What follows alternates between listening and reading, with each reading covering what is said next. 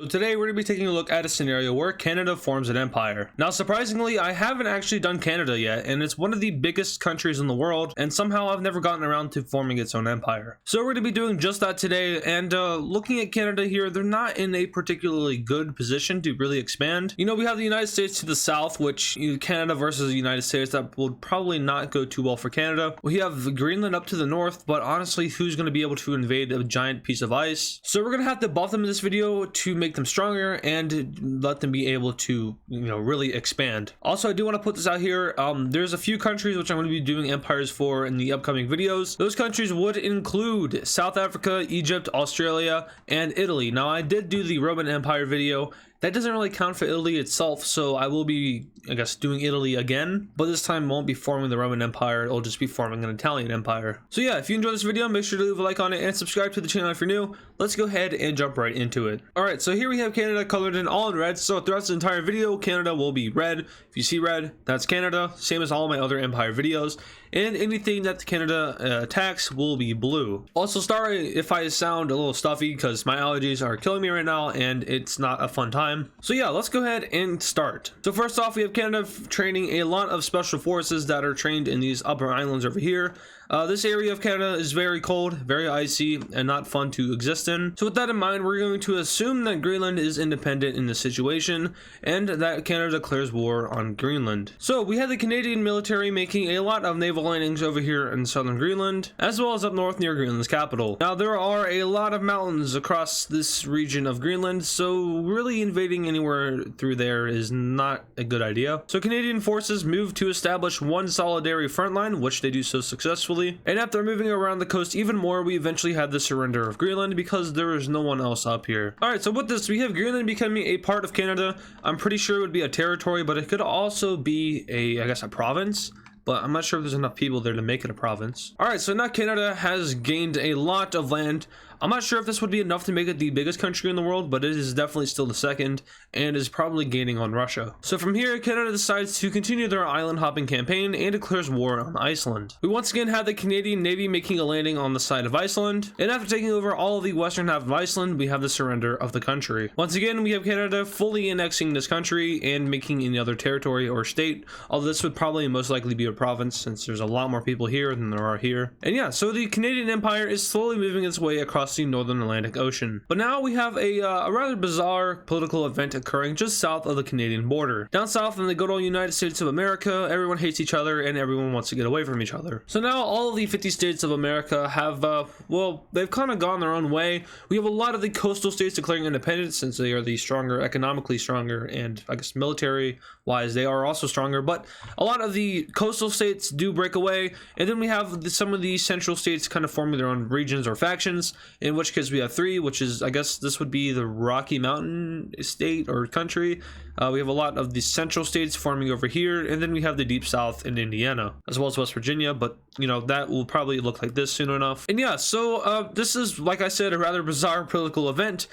Do ignore how bad these borders are. I just threw this together in probably 8 minutes, because this doesn't line up. Georgia borders North Carolina. I know that. I know this is bad. Poor Ohio over here doesn't look good at all. I know. Don't comment about it, I know. But with this, Canada has a lot of fresh area on their border, and they look to start with Maine, who actually just decides to join them. Now personally, I've never been to Maine before, but I've heard a lot about it, and I've also heard that it's basically just Canada but American. And yeah, so I would think that that would just end up going to Canada. But next up on Canada's list is New England. Now this newly formed country, which is made up of a lot of other countries, is economically very, very strong. Massachusetts is one of the richest countries or states in the United States. It's ranked number one in a lot of different lists. So New England would be one of the strongest countries within these states, other than California, Texas. So now we have Canadian troops pushing into New Hampshire and down the coast into Massachusetts. We have the capturing of Boston and the capturing of Rhode Island. Connecticut is split across from Vermont, and eventually we just have these two areas surrendering. In the peace treaty, we once again have full annexation. So now Canada's economy is extremely benefiting from this. There's also a lot of natural resources over in Greenland, and I'm sure there's also a lot in Iceland. And with this, we have Canada's economy becoming one of the strongest in the world. Now there is one country which lies between Canada and Canada, which would be Ontario and New England, and that is New York, who really isn't that strong other than like here. So we have Canada declaring war on upstate New York, which obviously brings Long Island into this war, but we do have a little bit of a twist. We actually have Long Island declaring independence from upstate New York, and this is where the downfall of upstate New York starts. Canadian troops rush in from Ontario, and recently troops have been over in New England, so they rush in from there. Long Island doesn't do much in this war, but they do manage to push out a little bit. Eventually Canada takes over the operation, and we have the fall of New York. Now remember, these are newly established countries. These are not going to be strong in any way, shape, or form. They might be okay, you know, your average country when considering like second and third world countries, but economically and military wise, they're not set up enough to fight another country, let alone Canada, who has been expanding a lot as of recently. All right, so just like that, New York has been integrated into Canada, and it is looking really great for them. But now we're going to take a look over here in the west, and if this isn't obvious already, Canada is going to invade Alaska next. Now there's only one problem with that, and that problem being that Alaska is 1, freezing cold, and 2, mountain. So good luck, Canada. But then again, we are talking about Canada, who has those exact same conditions. So this would be an interesting war of special operations. So right away we have Canadian forces pushing over into Alaska. Now like I said, Alaska is essentially a mountain. We do have some, you know, open areas, but they are mostly up and over here, and there's no one living over here. So Canada focuses over here in southern Alaska and manages to capture this entire tail, which also wipes out Juneau, the capital of Alaska. Canadian troops then move up and snug the Alaskan coast with the main goal of pushing over and capturing Anchorage. Now I wouldn't imagine Alaska has much of a defense here other than the terrain, and like I said, that is once again due to them being a newly formed country. So Canada moves to establish control over this entire peninsula, which they do so successfully, and during that process we have the capturing of Anchorage. So with this and a lot of Alaska's population pretty much gone, we have the surrender of the country. Alright, and once again we have Canada fully annexing another country. They've yet to make any puppets, territories, or autonomous states or anything like that. So you have Canada pretty much just going all out here and forming a real unified Canadian empire. So after annexing Alaska, we have Canada feeling pretty confident in their ability to pretty much roll over all of the American states, or I guess now countries. So we have them declaring war on pretty much all of the Great Lakes states that are not a part of a union. And once again, like I've said for the millionth time now, these are not strong areas. So Canada pretty much just has a field day pushing through these countries. All of northern New Jersey is taken within 3 days, and a push across northern Pennsylvania is easily carried out. Canadian troops push over and take Detroit, and as well as land in the Upper Peninsula. From here, we have this entire area falling to Canada pretty rapidly, and a push over and down into Wisconsin is started. Canada manages to capture all of the coast of Wisconsin and pushes down into Chicago, which they once again take pretty easily. And with this, we have Wisconsin and Illinois falling to surrender. Next up to surrender is Pennsylvania after they lose both Pittsburgh and Harrisburg, and followed by that we have New Jersey. Canadian troops push across and into Michigan, which causes the country to capitulate, and finally we have Ohio, who loses their coast and surrenders. Now we are assuming a lot here, and we're also assuming that these states are not strong, and we're also assuming that Canada is a lot stronger than they are in real life. In real life they have like 50,000 troops, and obviously that's not enough to take out this much area. So yeah, a lot of assumptions have to be made for this video, but let's go ahead and take a look at the Great Lakes Peace Treaty. Alright, looking at this peace treaty here, Canada stretches across the Great Lakes now and pretty much has full control over them, except for over here in Indiana, and then of course a little bit of Wisconsin and Minnesota. Actually, scratch that, they're going to go ahead and annex this northern coast of Wisconsin, but now they have almost full control over this, except for, like I said, Indiana and Minnesota. So now we're left with these very, very weak countries across the Rust Belt in America, which causes them to form up into a union. We have a Mid-Atlantic Union being formed between North Carolina.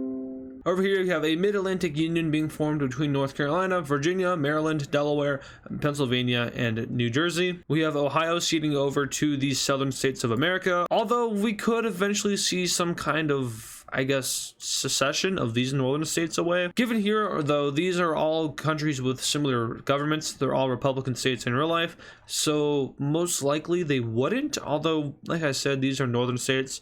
They don't really identify with the southern states, so that may not last long. But anyway, other than that, we have all of the blue areas of Wisconsin and Illinois being taken away, which leaves them to fall over to the Central American, I guess, country. Not to be confused with these countries. Alright, so let's wrap up this empire video.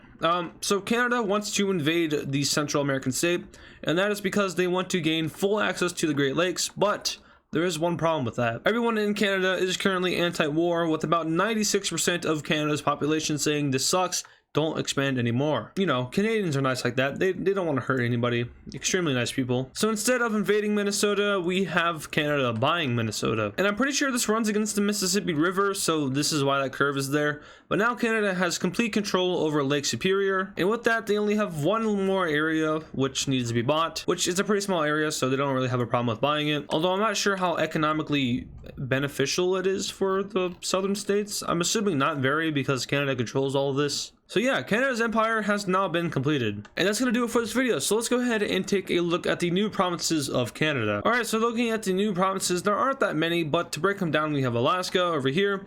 Then we have Wisconsin, Michigan, or I guess this could be called just Michigan because of Lake Michigan. We have Ohio, and then we have New England / New York. Also, Long Island is independent. I forgot to recolor that. A lot of the other territory was just annexed by surrounding Canadian provinces, so like Ontario, Quebec, New Brunswick, and we have a lot of Minnesota being ceded over to Manitoba. Alright, so that's going to do it for this video. If you guys enjoyed it, make sure to leave a like on it and subscribe to the channel if you're new. If you know anyone else that would be interested in my kind of videos, make sure to share it with them. That helps the channel grow. And we're really close to reaching our goals for 2022. 10 million total views is right around the corner. We're at 9.6 million total right now, and you know, that's only 400,000 away. I say only, but that's within range. We're also currently at 44.7 thousand subscribers, and our goal for this year was 50,000 subscribers. That is also in reach, so we'll probably reach that by, I want to say, July. So yeah, I just want to say thank you for that, and yeah, thank you guys for watching, and I'll see you guys in the next video.